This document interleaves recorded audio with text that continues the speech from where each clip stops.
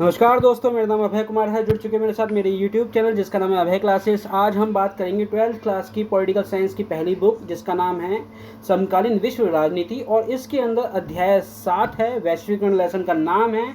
आप जुड़े हुए मेरे साथ मेरे YouTube चैनल जिसका नाम अभय क्लास है।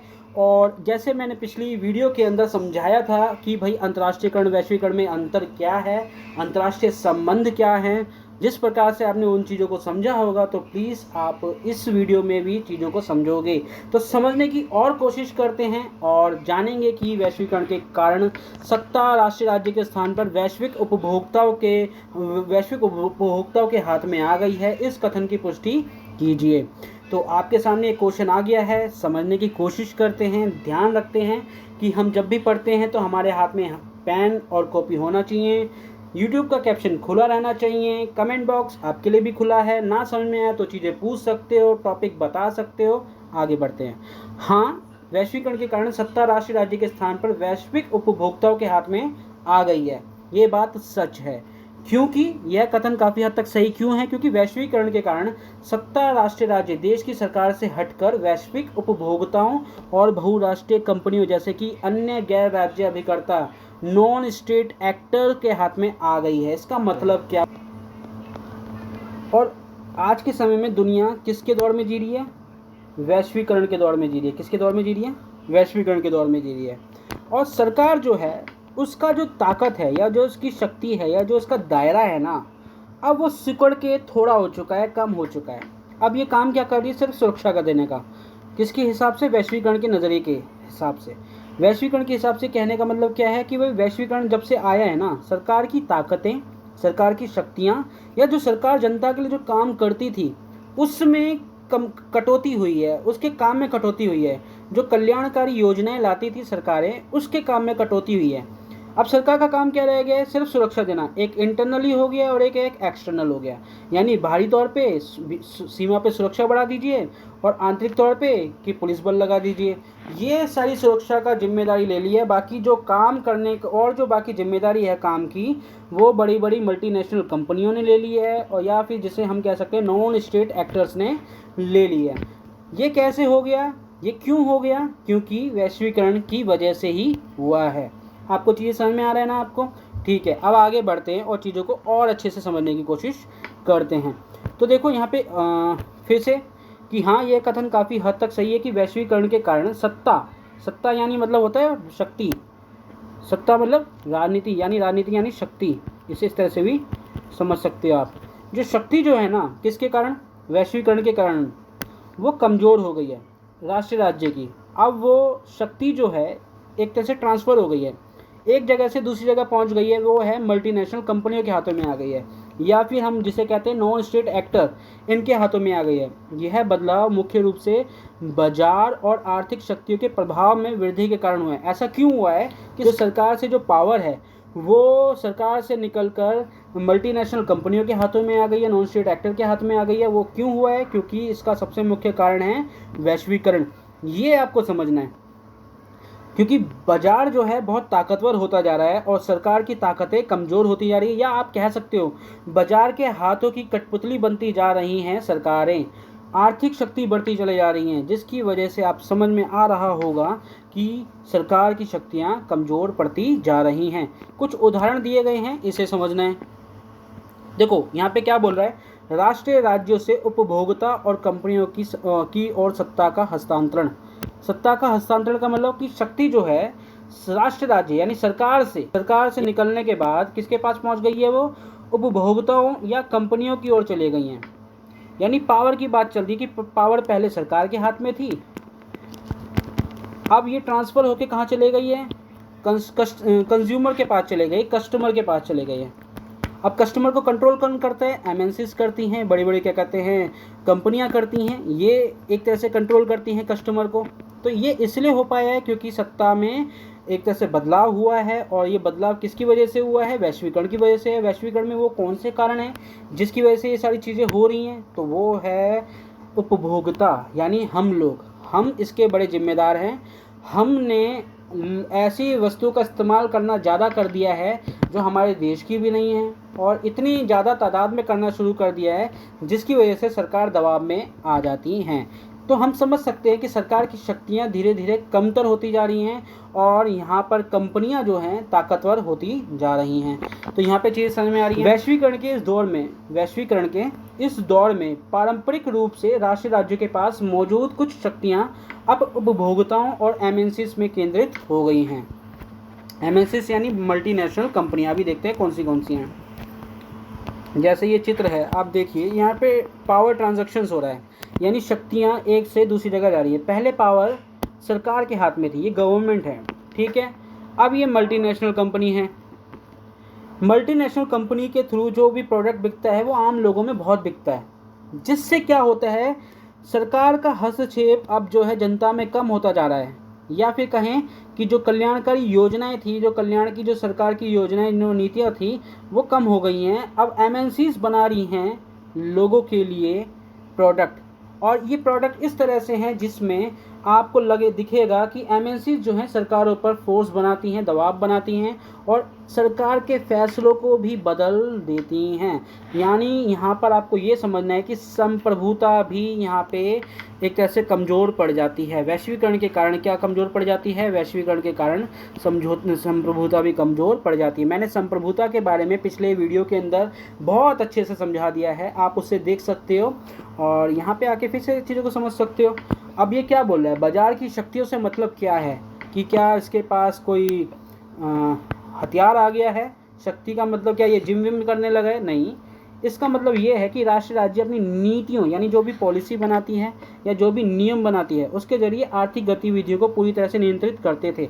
पहले क्या था, राष्ट्रीय राज्य यानी आज भी अभी भी होता है, भारत के अंदर अभी भी सरकार का दखलंदाजी ज़्यादा है, परंतु अमेरिका जैसे जो विकसित देश है उन देशों में आपको ये ज़्यादा दिखेगा कि भाई सरकार पहले तो नीति नियम बनाती थी, आर्थिक गतिविधियों को पूरी तरह से नियंत्रित करती थी।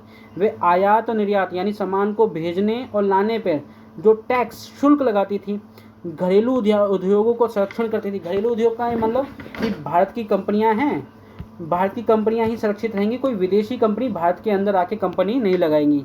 तो एक तरह से भारत की कंपनियों को सुरक्षा मिल गई, विदेशी कोई कंपनी भारत के अंदर स्थापित नहीं होगी। इस तरह की पहले पॉलिसी हुआ करती थी, यानी इसे आर्थिक संरक्षण पॉलिसी कहा जाता था। आर्थिक संरक्षण क्या बच्चे, इसे लिख लीजिए। अगर आपको मेरा लिखा हुआ ना समझ में आया तो प्लीज़ कैप्शंस खोल सकते हो यूट्यूब का, वहाँ से भी चीज़ों को समझ सकते हो। आर्थिक संरक्षण नीति यानी वैश्वीकरण जब बहुत कमज़ोर था तो आर्थिक संरक्षण नीति बहुत ताकतवर थी, या आप कह सकते हो सरकारें बहुत ताकतवर थी। समझ में आ रहा है? और इस आर्थिक संरक्षण नीति में ही देखेंगे कि सरकार जो है बाजार पर नियंत्रण करती थी, सरकारें जो थी अर्थव्यवस्था पर नियंत्रित करती थी, सरकारें जो थी टैक्स लगाती थी। किन पर टैक्स लगाती थी? जो चीज़ें बेची जा रही हैं बाहर या जो चीज़ें बाहर से आ रही हैं इस पर टैक्स लगाती थी, या फिर घरेलू उद्योग यानी जो देश के अपने उद्योग धंधे हैं उनको सुरक्षित रखती थी विदेशी मार्केटों से। तो एक तरह से ऐसी पॉलिसी को हम कहते हैं आर्थिक संरक्षण यानी इकोनॉमिक रिजर्वेशंस पॉलिसी। तो यहाँ पे आपको ये चीज़ समझ में आ गया कि आर्थिक संरक्षण नीति क्या होता है। परंतु जब जैसे जैसे धीरे धीरे वैश्वीकरण का दायरा बढ़ता है तो चीज़ों में बदलाव आता है। अब वो बदलाव आपको दिखेगा कि भाई अब सरकार की जो शक्तियाँ हैं वो धीरे धीरे कमज़ोर होती चली गई हैं। कैसे देखते हैं? अब वैश्वीकरण के बाद जब से वैश्वीकरण आया है, जैसे वैश्वीकरण में हम मल्टीनेशनल कंपनियां देखते हैं, बड़ी बड़ी ऐसी कंपनियां देखते हैं जो बड़े बड़े दुनिया के बहुत सारे देशों में फैली हुई हैं। तो जब से एमएनसीज आई हैं, वैश्विक उपभोक्ताओं का बाजार की दिशा तय करते हैं। यानी कस्टमर क्या यूज़ करेगा ये कौन तय कर रहा है? एमएनसीज यानी मल्टीनेशनल कंपनीज ही तय करेंगे कि कस्टमर को क्या चाहिए। तो यहाँ पे अब सरकारों की दखलंदाजी कम हो गई है कि सरकार तय नहीं करेगी कि जनता को क्या चाहिए। अब जनता के लिए एमएनसीज तय करेंगे कि जनता को क्या चाहिए, उनको उपभोग की कंज्यूम करने के जो प्रोडक्ट हैं वो क्या चाहिए। तो उपभोक्ता बाजार की दिशा तय करते हैं। उपभोक्ता की पसंद और मांग सीधे तौर पे कंपनियों के उत्पादन और रणनीतियों को प्रभावित करती हैं। यहाँ पे चीज़ों को समझना है। देखो क्या समझना है, जैसे एमएनसीज हैं, बड़ी बड़ी कंपनी हैं, उनमें से एक मैकडोनल्ड है। क्या बच्चे? ये मैकडोनल्ड कंपनी है। इसे आप देखो, ये तो नाम ज़रूर सुना होगा, मैकडोनल्ड कहीं ना कभी अपनी लाइफ में या तो खा लोगे या तो खाया ही होगा। वैसे तो रेडी वाला भी बेस्ट ही होता है, मगर मैकडोनल्ड का नाम बड़ा ब्रांडेड है तो दुनिया में उसकी बड़ी कंपनियां हैं तो एमएनसीज हैं। यानी एक कंपनी जो दुनिया भर में हैं उसे एमएनसीज कहा जाता है।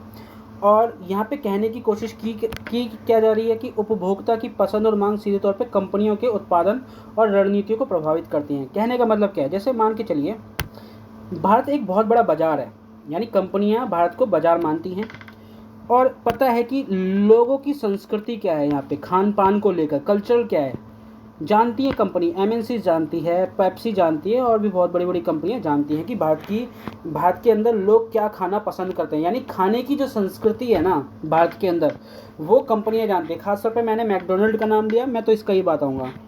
तो मैकडोनल्ड ऐसे बर्गर को पेश करेगी जो भारत की संस्कृति के अनुकूल हो। यानी आप जानते हो कि मैकडोनल्ड दुनिया भर के अंदर फैली हुई बड़ी कंपनी है जिसे हम एमएनसीज कहते हैं, यानी वो इस्लामिक देशों में भी है। तो इस्लामिक देश हो या फिर क्रिश्चियन देश हो, इन देशों के अंदर अगर वो मैकडोनल्ड बेचेगा अपना प्रोडक्ट बेचेगा, बर्गर बेचेगा, तो वो बर्गर में जो टिक्की लगाता है ना, वो मांस की लगाता है। ऐसा नहीं कि भारत में नहीं बिकती मांस की टिक्की, बिकती है, परंतु वहाँ का जो मांस होगा जो क्रिश्चियन देशों के अंदर होगा, यूरोप के अंदर, अमेरिका के अंदर, इस्लामिक देशों के अंदर, वो मांस वहाँ के हिसाब से अलग बदल जाएगा। जैसे कि इस्लामिक देशों में, क्रिश्चियन देशों के अंदर वहाँ पे बीफ का ज़्यादा इस्तेमाल किया जाता है, सूअर के मांस का ज़्यादा इस्तेमाल किया जाता है, तो वो इस तरह से चीज़ों को बेचते हैं। यानी यहाँ पे ये समझना है, इस्लामिक देशों में सूअर का मांस नहीं खाया जाता, परंतु क्रिश्चियन देशों में सूअर और गाय दोनों का मांस खाया जाता है। तो मैकडोनल्ड कंपनी क्या काम करती है कि क्रिश्चियन देशों के अंदर, ईसाई जो देश हैं, ईसाई धर्म को मानने वाले जो भी देश हैं, उन देशों में सूअर और गाय के मांस से बने टिक्की या फिर जो बर्गर में जो चीज़ें बेची जाती हैं वो प्रोडक्ट बेचती हैं।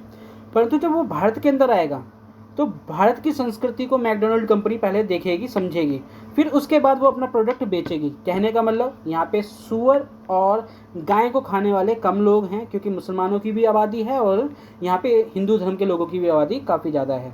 तो इसलिए मैकडोनल्ड कंपनी ये ध्यान रखती है कि भाई हम ऐसा प्रोडक्ट बेचें जो उनके खाने की संस्कृति, यानी जो वो लोग खाते हैं उनके धर्म के खिलाफ ना हो, उनकी संस्कृति के खिलाफ ना हो।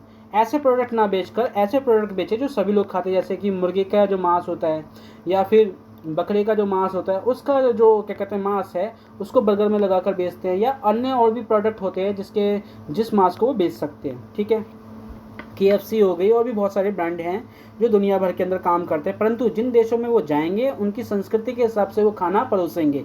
तो यहाँ पे ये चीज़ें समझनी है। तो यहाँ पे कुल मिला के चीज़ें क्या समझ में आए बच्चे? यहाँ पे कुल मिला के यही समझ में आया कि उपभोक्ता की पसंद और मांग, कि भाई उपभोक्ता मतलब जो कस्टमर है, यानी अपन लोग, हम लोग, कि हमारी पसंद क्या है और पसंद के साथ उनकी डिमांड क्या है। सीधे तौर पे कंपनियों के उत्पादन, यानी जो पसंद होगा और जो डिमांड है उसी से जो चीज़ें बनकर आएंगी, तो उत्पादन भी होगा और उस उत्पादन को लेकर रणनीतियाँ भी बनाई जाएंगी। रणनीति का मतलब कि भाई किस देश में चीज़ों को बेचा जा रहा है। यानी मैकडोनल्ड कंपनी अगर भारत में बेच रही है ना, तो अगर वो सोच ले कि गाय यानी बीफ का मांस बेचे, तो संभव नहीं है। उसका कल्चर, उसका जो प्रोडक्ट है वो भगा दिया जाएगा यहाँ से ही। ठीक है, तो वो भारतीय संस्कृति को ध्यान में रख के ही चीज़ों को बेचेगा। तो ये रणनीति हो जाती है, तो उसको प्रभावित करती है। अगर कोई कंपनी किसी देश में अच्छा व्यापार करना पसंद करती है, तो उसे उस देश की उपभोक्ताओं की पसंद, यानी जो मैं बता रहा हूँ वही चीज़ है कि जो कस्टमर हैं, यानी अपन, आप और मैं लोग जो हम पसंद करते हैं, उसी के हिसाब से चीज़ों को बेचा जाएगा, ढाला जाएगा। उदाहरण के लिए मैकडोनल्ड जैसी कंपनी ने भारत में अपने मेनू में आलू टिक्की बर्गर शामिल किया है, और भारतीय संस्कृति के हिसाब से, यानी आलू टिक्की, इंसान को, भारतीय लोगों को आलू टिक्की खाना पसंद है। मांस, बीफ के तुलना में हम, या बीफ तो खाते ही नहीं है हिंदू लोग, तो कहने का मतलब हम यहाँ पे आलू की टिक्की के हिसाब से चीज़ों को पसंद करते हैं। तो इसलिए वो कंपनियां भी अपनी हमारी पसंदों को ध्यान में रखकर आलू टिक्की बर्गर शामिल करती हैं। तो प्रोडक्ट वैश्विक प्रोडक्ट हैं, वैश्विक उत्पादन हैं।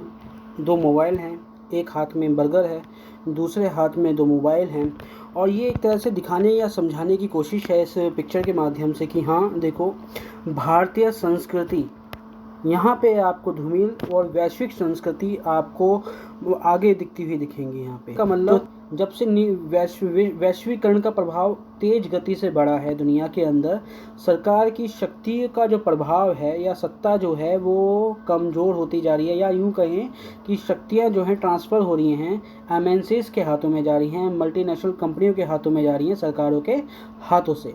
तो यहाँ पे ये चीज़ें समझ में आनी चाहिए कि पहले सरकारें अपने देश के आर्थिक और सामाजिक विकास के लिए नीतियाँ बनाती थी। पहले क्या करते थे, जब वैश्वीकरण का प्रभाव जब इतना नहीं था तो सरकारें अपने ही जो जनता है, अपने जो समाज के लिए कल्याणकारी नीति बनाती थी, कल्याणकारी मॉडल पे काम करती थी।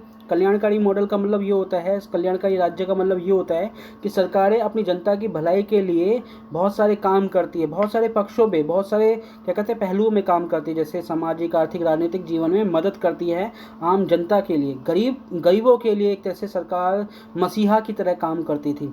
तो यहाँ पे क्या समझना है कि जब से वैश्वीकरण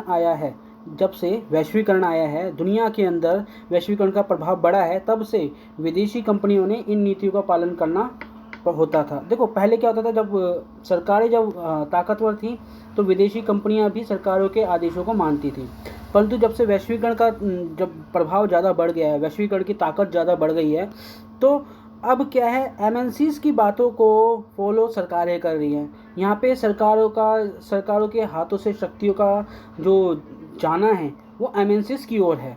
ठीक है, एमएनसीज के पास इतना बड़ा आर्थिक प्रभाव है कि वे सरकारों की नीतियों को भी प्रभावित कर सकती हैं। यानी सरकार के फैसले, मैंने बताया ना, फैसला का मतलब होता है संप्रभुता, और संप्रभुता जो है इस वैश्वीकरण के दौर में, किसके दौर में बेटा, जैसे मान के चलो ये संप्रभुता है, ठीक है, ये सरकार है, ये सरकार है, और सरकार की जो संप्रभुता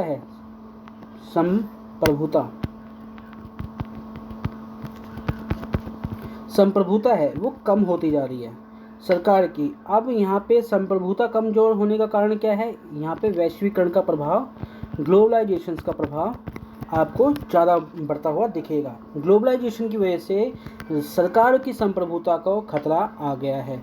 तो यहाँ पे ये सारी चीज़ें क्लियर हो रही होंगी।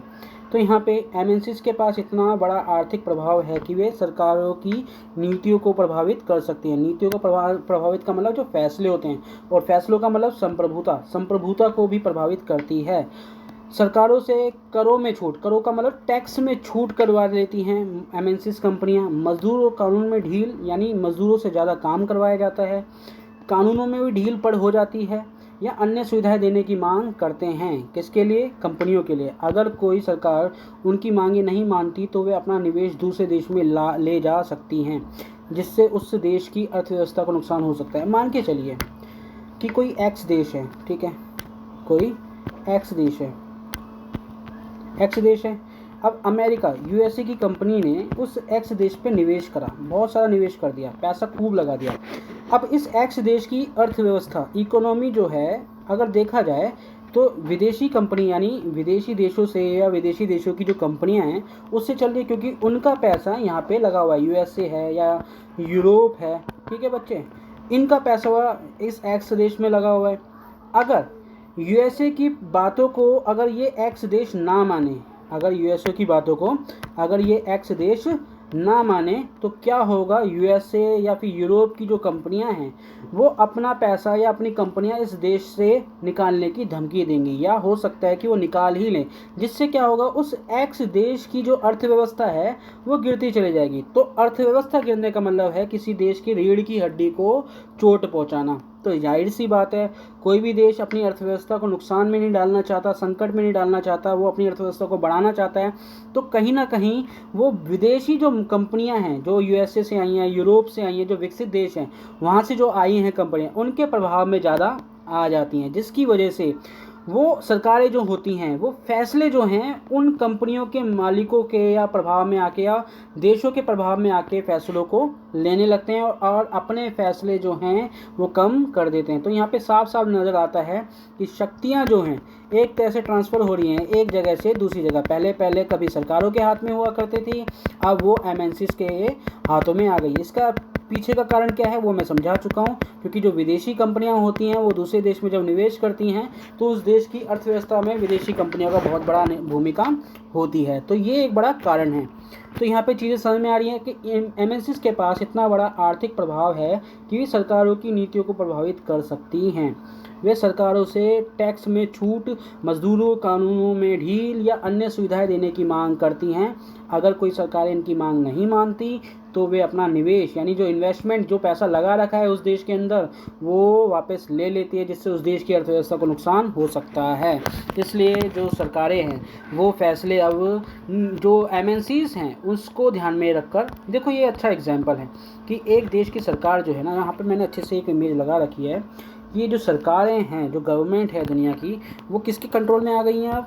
वो आ गई हैं एमएनसीज के कंट्रोल में आ गई हैं। ये शायद आपको अच्छा क्लियर दिख रहा होगा, ये एमएनसीज हैं और इन एमएनसीज ने दुनिया की सरकारों को अपने कंट्रोल में कर रखा है। और एमएनसीज का प्रभाव इतना होता है कि सरकारों के जो फैसले हैं, उनकी जो आर्थिक नीतियाँ हैं, जो हर क्षेत्र में जो भी फैसले हैं, वो एमएनसीज को ध्यान में रखकर ही फैसला लिया जाता है। अगर ये एमएनसीज को, सरकारें अगर एमएनसीज को खुश नहीं रखेंगे तो एमएनसीज अपनी जो उद्योग धंधे हैं उस देश से वापस ले जाएंगे, और जिससे जिस देश से ये उद्योग धंधे गए हैं उस देश की अर्थव्यवस्था का बट्टा बोल जाएगा।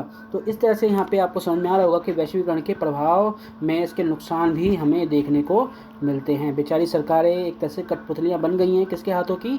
एमएनसीज के हाथों की। ठीक है, आगे बढ़ते हैं। अब अगर संकट देखा जाए ना, एक तो संकट हो गया है भाई पहचान की, संकट हो गया है पहचान और संस्कृति का। क्यों मैं कह रहा हूँ? क्योंकि आज के समय में दुनिया जो है एक संस्कृति में, यानी वैश्विक पश्चिमी संस्कृति में ज़्यादा मच गई है। एक तरह से पश्चिमी संस्कृति के अंदर ढल गई है। पश्चिमी संस्कृति को ज़्यादा लोग पसंद करते हैं और अपने स्वयं की जो संस्कृतियाँ हैं, जो खुद के जो काम थे, जो जीवन जीने का तरीका था, भाषाएं थीं, जो अन्य पहनावा था, ये सब भूलकर वैश्विक में पश्चिमी संस्कृति, किसका बच्चे? इसे आप इस तरह से भी देख सकते हो। पश्चिमी अगर मैं बोलता हूँ ना, तो पश्चिमी का मतलब होता है वेस्टर्न। क्या बच्चे? पश्चिम का मतलब वेस्टर्न होता है इंग्लिश में।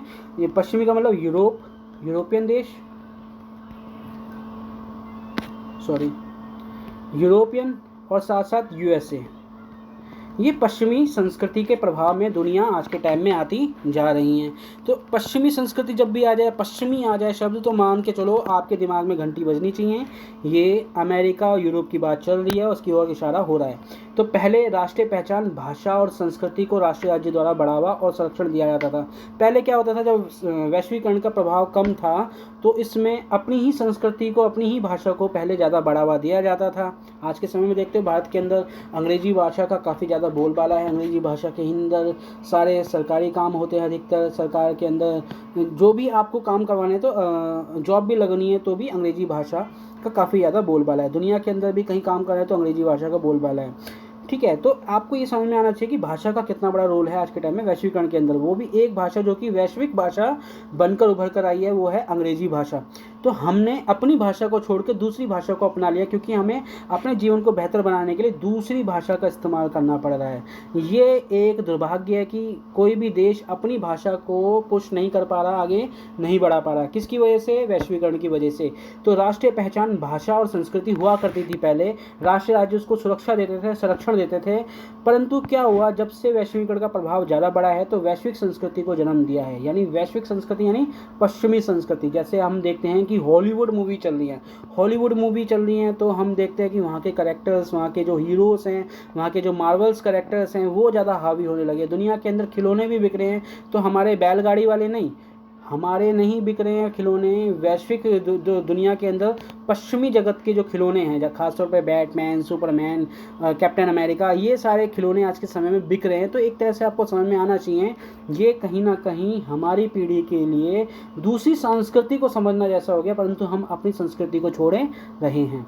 कोरियाई संगीत पढ़ रहे हैं, यानी के पॉप कल्चर चल रहा है आज के टाइम में। वेस्टर्न कल्चर के साथ साथ के पॉप कल्चर भी है, और अमेजन प्राइम जैसे OTT सेवाओं से प्रभावित हैं। इनकी जीवन शैली, पहनावा और खान पान अब केवल उनके देश तक सीमित नहीं है, अब दुनिया भर में इसका फैलाव हो चुका है। तो देखो यहाँ पे एक इमेज है, हम दुनिया भर की चीज़ों का इस्तेमाल कर रहे हैं, हम कपड़े भी ऐसे पहन रहे हैं, हमारे सर पे टोपी भी दूसरे देशों की है, हम जो भी एप्लीकेशन यूज़ कर रहे हैं वो दुनिया के अन्य देशों की हैं, गाना भी सुन रहे हैं, पिक्चर भी देख रहे हैं, जिस पे देख रहे हैं वो भी दुनिया के अन्य देशों के द्वारा बनाई गई हैं। तो हमारा संस्कृति जो है अब ढल गई है, अब दूसरे देशों की संस्कृति का प्रभाव बढ़ता जा रहा है। तो यहाँ पे चीज़ें क्लियर हो रही हैं। अब पहलू देखते हैं, वैश्वीकरण से पहले क्या हुआ करता था? राष्ट्रीय राज्य की सत्ता थी। राष्ट्रीय राज्य का मतलब कि सरकारें ताकतवर हुआ करती थी, किससे पहले? वैश्वीकरण से पहले।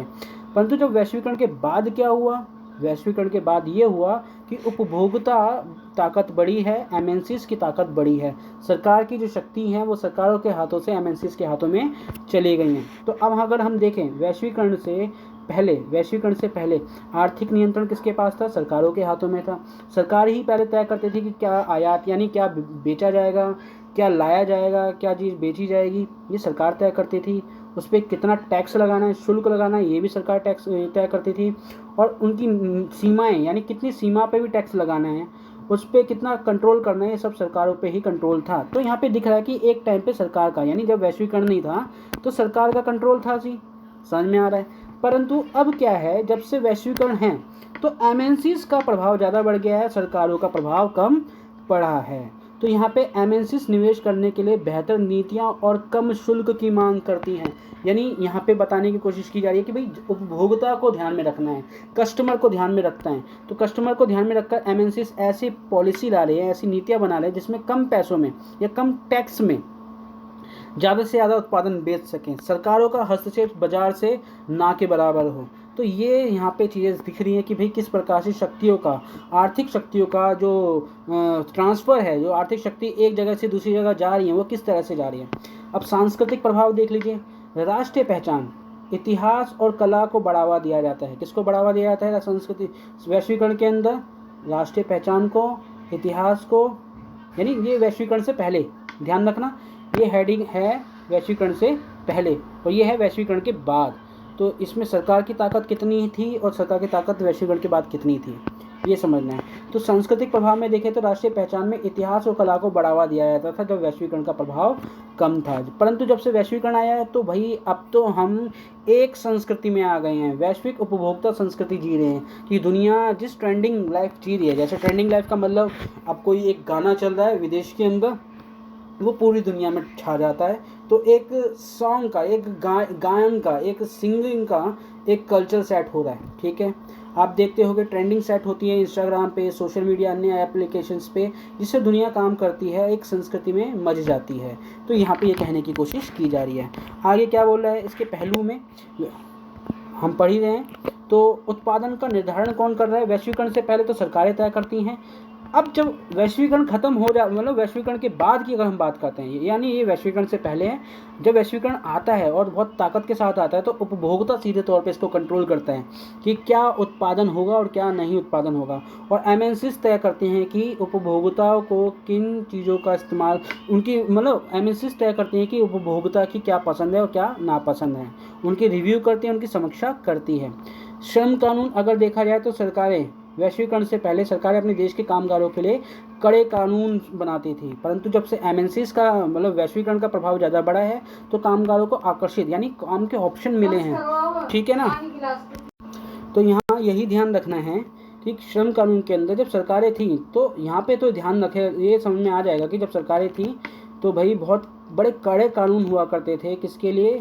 जो लेबर्स होते थे उनके लिए कड़े कानून हुआ करते थे। शायद उनके पास ज़्यादा ऑप्शन भी नहीं हुआ करते थे जब सरकारों के पास शक्तियाँ थी। परंतु जब से वैश्वीकरण आया है या बड़ी ताकत के साथ उभर कर आया है, तब से देखा जाए तो यहाँ पे जो कामगार हैं, जो काम करने वाले लोग हैं, उनके पास बहुत सारे ऑप्शंस उपलब्ध हो चुके हैं काम करने को लेकर।